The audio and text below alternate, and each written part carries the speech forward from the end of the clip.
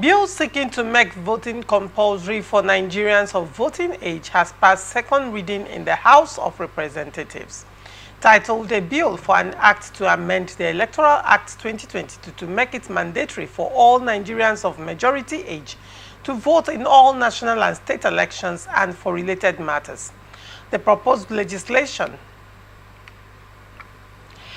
is sponsored by House Speaker Tajuddin Abbas and Daniel Asama, member representing Basa, just North Federal Constituency of Plateau State. First introduced by Speaker Tajuddin in February, the bill proposes imposing a maximum of 6 months imprisonment or a fine of no more than 100,000 naira for Nigerians of voting age who fail to vote during elections. Leading the debate during plenary on Thursday, Asama argued that compulsory voting will deepen democracy, strengthen civic engagement, and reduce voter apathy. According to him, democracy thrives when citizens are actively engaged in the process of selecting their leaders and shaping the direction of governance. Asama lamented Nigeria's persistently low voter turnout, stating that it undermines electoral legitimacy and weakens democratic institutions.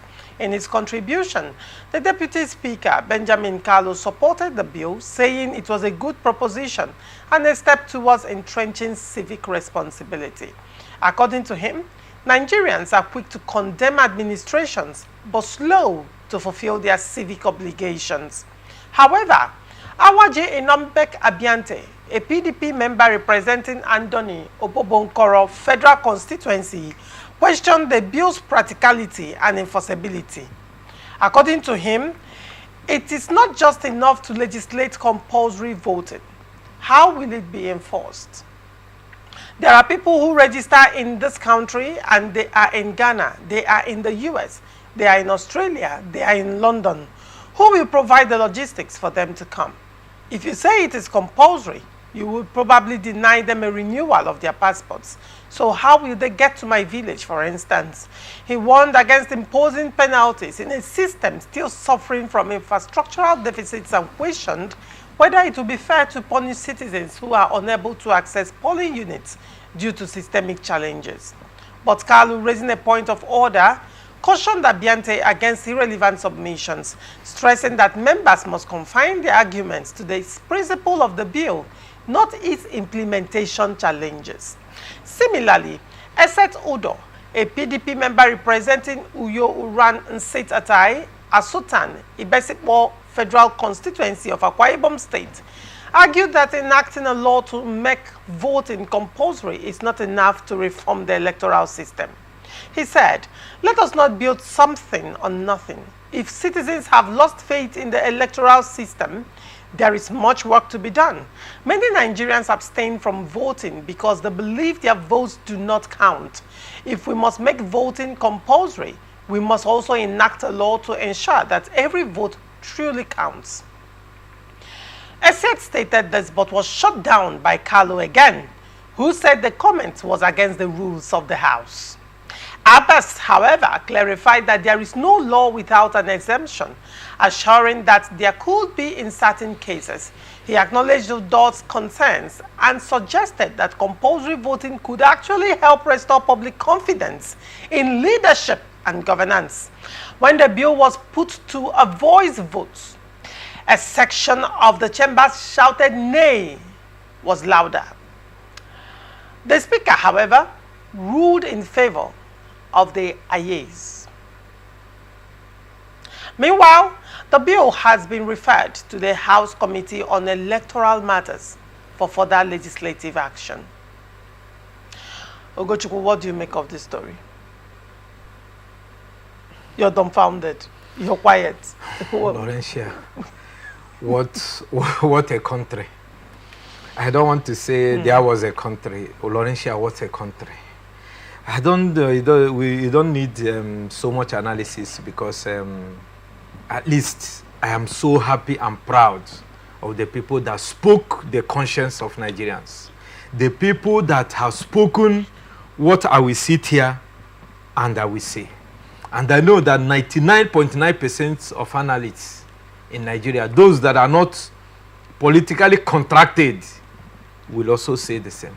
I don't think I need to spend a lot of thoughts on this, because if you're talking about compulsory voting, that there is a voter apathy, is it that they want to use numbers to legitimize their rigging spray? Because when you talk about the percentage that voted in 2023 election, that was the first time Laurentia to be candidate that I voted in Nigeria. You know, before I was, I think I left Nigeria at 22. I left Nigeria at that 18. I didn't know whether there was election. I didn't know what it was all about, but I left Nigeria at 22 years. And all this while, this is the first time I voted. And the way I voted, I told you that presidential election was like a fanfare. But the governorship on the 18th of March, I couldn't access my own parish. The ground that we gave for polling, for the polling center, that we have up to 23 polling units, even those at the UST, because of security concerns, got there. Because when I was going to register, I asked them, after getting information about the volatility of Rivers State election process and how it is on the very day, I asked them, where can I vote? So I can go, where can I register? So I can go and vote. They said that the church has a place. I registered. I voted there. Then on the first election, second election, Laurentia, I couldn't access the place. It was togerized. It was, I saw all manner of people, even our youth leader in the party was beaten on his own ground. Just for conversing that things be done. The guy was beaten to stupor. We have to lock the gate that is accessing inside the school church and the parish. I mean, it was a vague and strange, sin of a source. So are they doing this to legitimize the illegitimacy? Because Tinubu is ruling Nigeria. Like I've told you here earlier when I started coming here, that during that, prior to that election, I told you here, Laurentia, that the minority always vote for the people that rule the majority. That's been the system in Nigeria. Go and check it from time immemorial. How many people are voting? If they're talking about it, let them. I heard that there was a member of somebody who did a survey on the monuments and the salaries of rep members and their constituency allowance, up to 2 billion. Go to the constituencies now and see whether there is a reflection. Annually, 2 billion. What is? Go and check whether there is a reasonable potable pipe-borne water. Do they have electricity? Do they have a basic health care facility? Not to talk of equipping it. I don't want to stay here and be talking about things that are irrelevant. Look at how, and I want to call out Benjamin Kano. Benjamin Kano, if he won his election free and fair, he shouldn't be saying this. If he knows that if he go to election today in Abia State, his constituent, he was going to win, Bende, to be precise, he was going to win. He will not be doing this. They are shouting. Look at the way they, that during the election of Obasanjo's failed third term bid, the yes has it, but because they let Israel Adesanya or Abraham Adesanya, the former Pan-Yoruba national leader, went to the former Senate President Ken Nnamani and told him that the future of Nigeria is in your hands. A lot of Nigerian elders told him that you do this and you have allowed Nigeria to break away. He did. Go and bring out that section and look at it.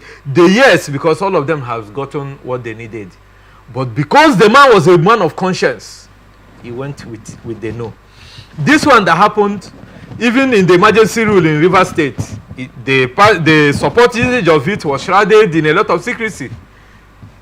Despite the fact that I am now saying that Fubara did not do well, but the way National House of Assembly went through it, when all of them would have stood up to say, let us see where their allegiance lies, they now made it a unification voice note. This one again, you are shouting a member who is equally qualified to be the deputy speaker. You are shouting the person down because you have already taken a position. They should have brought it to the floor of the house now. They should have given it to Mr. President to take to the Supreme Court so that the Supreme Court affirms it and we know that it becomes a law. If you are shouting your fellow member, your colleague down because you have already taken a position, I don't know what country and what you're displaying. That for me is a no-no. To see that those bills, some of those bills that does not grant any way forward, any development in Nigeria, that did not bring anything to the table, they already take their positions. And it's unfortunate. But what I'm saying is that they say they will arrest the people. Let them, I don't know the prisons, Laurentia, or how many policemen they have in Nigeria, or how many military men they have in Nigeria that will be able to go and arrest about, we had about 28 million that voted or so. The rest Nigerians that are eligible to vote, that are up to 70 million, I don't know the police and the army. I think we, and the way they're going to put it. To a large extent, Ugochukwu, one will be looking at, I'm trying to find the right words to, to use.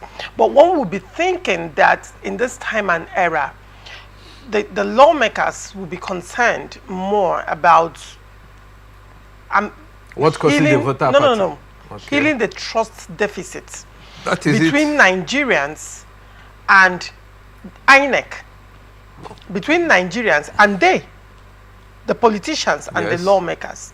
Now, there have been calls for electoral reform over the years, and so far, the electoral reforms, so-called, that they have, bills that they have passed and all that, have been fraught with irregularities. Of course. Elections have been fraught with irregularities, some caught on camera. And the reward system in this country is to reward them with, And so far, I have not seen anyone who has gone to prison on account of rigging election for politicians. I'm yet to see anyone who has paid a fine for this, except for the professor. No, the professor, we heard that he's still roaming the streets. Hold on, Ugochukwu. Except for the professor who the court sentenced to prison on account of rigging elections that saw the emergence of the Senate President, Godswill Akpabio. Now, one would say, if that professor was indicted of rigging elections in favor of the Senate President, it brings to question the emergence of the Senate President in a country what one would say is probably working as he should. Then the Senate President should be looking at, coming down from his position. Yes. And probably the person that came second, one would say probably is the person that actually won that election. Because I try to make it make sense to me how a professor was indicted of rigging election in favor of the number 3 man in the country, and that professor was sentenced to jail. But the person who benefited from that rigging is still in office, and nobody is saying anything. No, that's on one hand. And now this law for compulsory voting is coming up, when as of now, people are still questioning the efficacy of the beavers. People that applied for voters' card hardly not about hardly collecting. Some voters' cards were allegedly sold off. Yes. Some persons said they went to collect their voters' card, it was not there. There are issues around the implementation of something as simple as voter card. There are issues around the implementation of the so-called electoral reforms. There have been calls, around the appointment of the INEC chairman, the INEC commissioners, states, sex. the sex and all that. And there have been calls that appointment of this thing should leave the executive. It should leave the presidency. It should leave the state governors. And these lawmakers have not seen it worthy of considering that, okay, probably it should be a more transparent process of having these people come up and not be people who are, because, I mean, who pays the piper will always dictate the tune. Of course. So, until we get, one would say these lawmakers, are they prioritizing the right thing? And probably another point, one would say, probably because Nigerians, we have this nonchalant, lackadaisical attitude to a lot of things. Probably that also tells a lawmaker was decrying apathy. How is this bill going to fight apathy in the country? Now, if people go out en masse to vote for the candidate of their choice, for the candidates of their choices, and their votes do not count, can Nigerians sue these lawmakers? Because now that will be the question.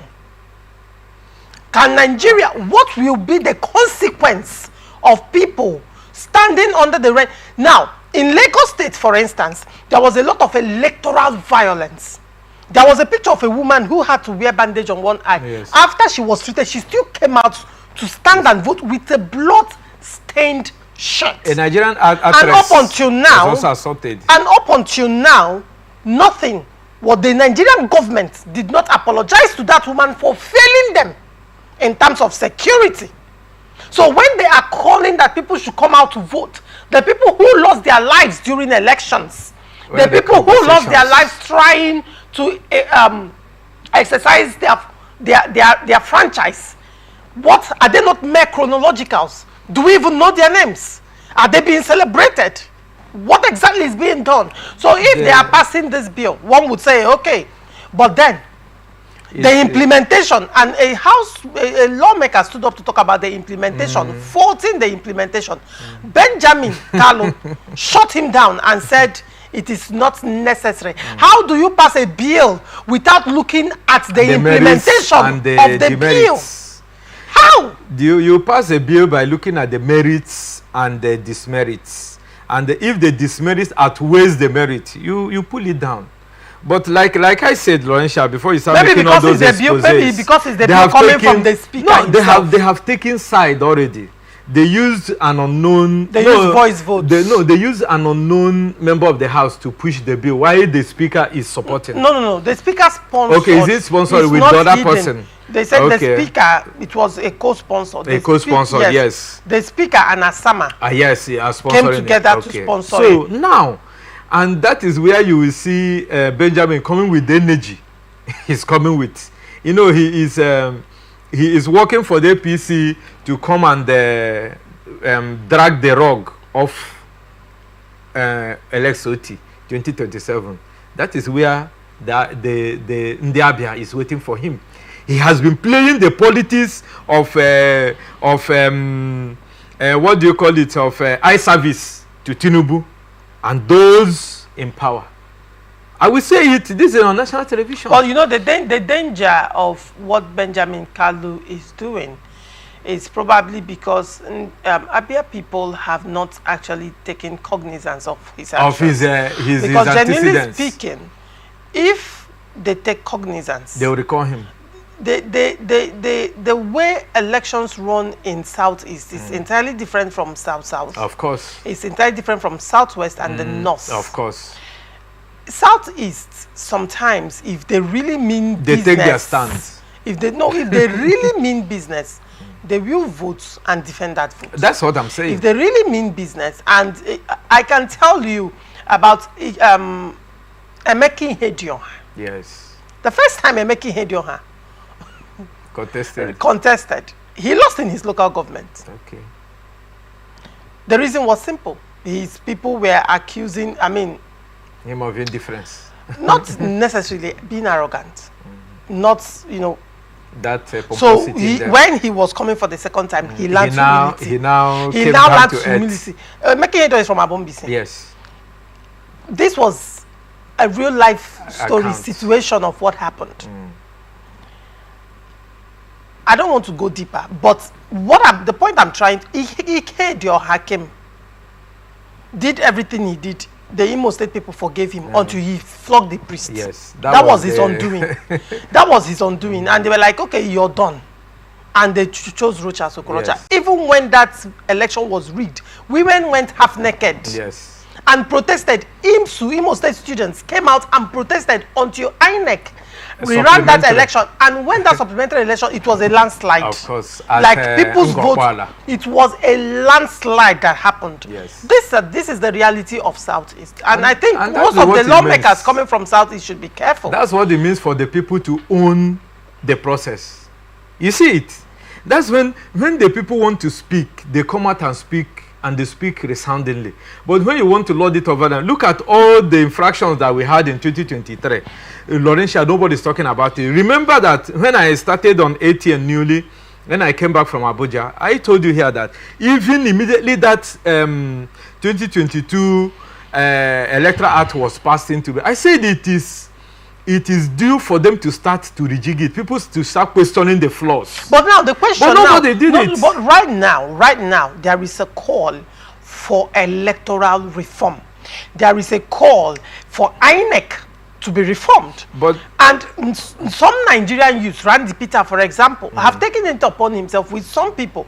They have met Ireti Kingibe, they have gone to submit their petitions to the National Assembly. And what would they expect that, on the floor of the National Assembly, they should be presented. They should be presented. That's what we should be hearing. What would they expecting that on the floor of the last Senate, Ireti Kingibe should have spoken about it, that she has something. And she is the one that said that Nigerian youths are busy complaining and cannot do anything. And they are doing something. Now that there is call for electoral reform, one would say, is compulsory voting part of this electoral reform? No, how do you force Nigerians to vote? You should make in a system that is not shouldn't the lawmakers be more concerned about making the electoral process seamless, appealing? Yes, appealing. Not even seamless at this point, appealing. For people when to people come out. know that when they come out to vote, they are protected. They will go back with their heads on their neck. Yes. They will go back without any scratch on their body. They are not intimidated. They will not be harassed. They will not be intimidated. They will not be bamboozled. There will be no thuggery. There will be no skullduggery during the elections. No carrying of ballot boxes. You know, if these things can be assured that the security agencies will not work for politicians, but will stand on the truth. If these things can be assured that people's votes will actually count, that beavers will not fail, they will not tell us there is no fuel in the generator, therefore they cannot charge the battery. If these things do not come up, glitches, and there are no glitches, will not and suddenly people will not vote, and at the polling units they give us a different figure, and then when the commissioner, the INEC commissioner is reading out the same, they will read a different thing altogether. Shouldn't they make elections appealing, safe for Nigerians, and then at least return that trust between Nigerians and the Electoral Commission, and then they can now talk about compulsory votes? Laurentia, the Nigerian political class are not ready. That's it. They don't want to lose election. Once you find your way, I'm trying to understand. Why are those? How is this going to help them? No, it's not going to help them. No, I mean the compulsory voting. How is it going to help them? See, to they are playing to the gallery. Exactly how? They are going playing to the gallery. That's why I made that position that they said arrest those people or they pay a fine and they go to jail. I said it is not visible because they are just playing to the gallery. Why they are doing that is that they just want to, like I said, to legitimize with a certain figure. This Benjamin Kano, go and check how many people that voted for him. Go and check because there is apathy. There is that people don't see that connect. There is a disconnect between them and the voters, and immediately we vote them, they are like, you have sent them on an errand and has given they have beat them by, they don't come to you again until the next cycle of elections. So that is where we have found ourselves. And from all you have posited here as a question, Laurentia, it is really a pity that we don't have people that will bail the cat. But on the final submission, I want to push it to Ugochi Inyene. I want to push it to Ugochi Inyene Ikenga for his voice. I don't know why he did not speak on this. And they don't know that they don't know that there is what do they call it? They don't know there is insecurity bedeviling the country. Look at yesterday, there was a Boko Haram attack. Boko Haram had to overrun a military base 4 times. So I don't know exactly what they are doing there. Is it that they don't read or they don't hear from their... It wasn't a military base 4 times. They overran different military bases. I know, different military bases within a short period of time. But 4 different military bases. Yes, exactly. So look at it. Look at the one we are seeing in River State. Children that are going to write WAEC, we are taking a hostage through the waterways. And we have a sole administrator that has proved himself, gotten to the echelon of his career as a naval officer. And at the end of the day, Laurentia, those children are still in captivity. Nobody is talking about it. River State lawmakers, nobody.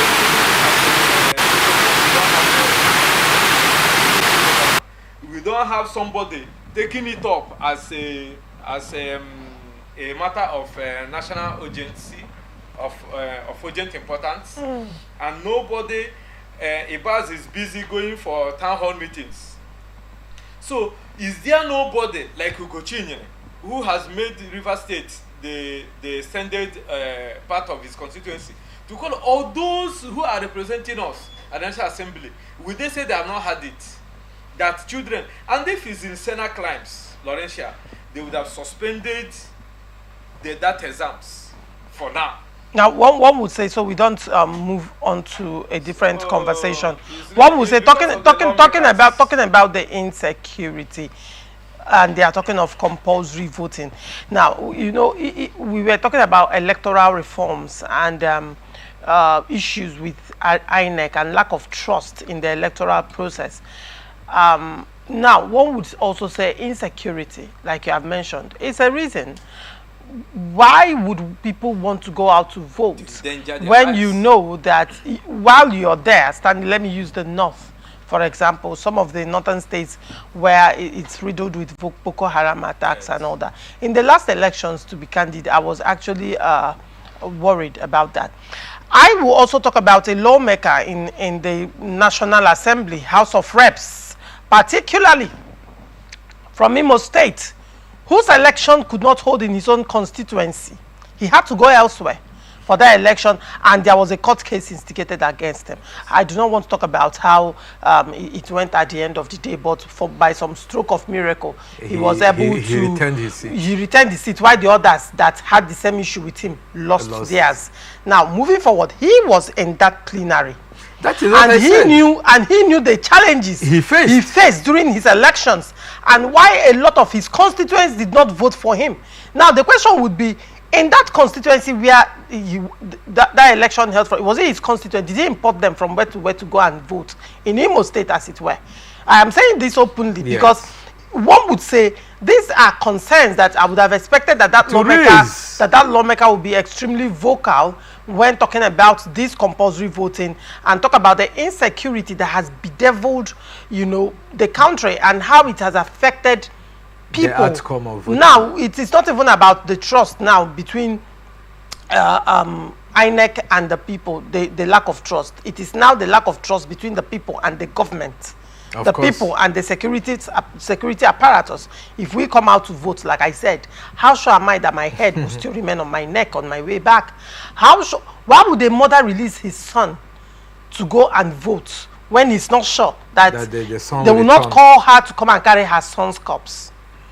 Are we looking at all these situations? Or I don't know, probably do these lawmakers live in a world that is entirely different from ours? Laurentia, the only priority of Nigerian politicians, so the truth be told, is how to perpetuate themselves in office. So they don't care about the people. They don't care about the welfare of the people. They don't even care. Look at what we are in Nigeria. Immediately after 2020 general elections, they have started, you know, making plans to how they are coming back for 2027. Nobody's talking about governance. Nobody's talking about whether a parent can be able to buy a loaf of bread and give the child before the child goes to the goes for school. Look at the skyrocketing of house rent, skyrocketing of transportation. Noodles is the staple food that you buy and give your children when they are going in their lunch box. You can't even afford it now. So they are not prioritizing those things. What they want is how to make the next election seamless, and that's why you see them defecting. Of course, for them to come back. If it's seamless, no, Nigerians will be voting. See, I mean them, for them not to have hiccups on the way. That's the only thing they are concerned about. All right, very well. They're concerned for them not to have hiccups. That's why you see a sitting governor who won election without the aid of the president, so to say, because Muhammadu Buhari was a sitting. A governor won his election and now he had defected. What elicited his defection is $1 million question. All right, very well. Thank you so much.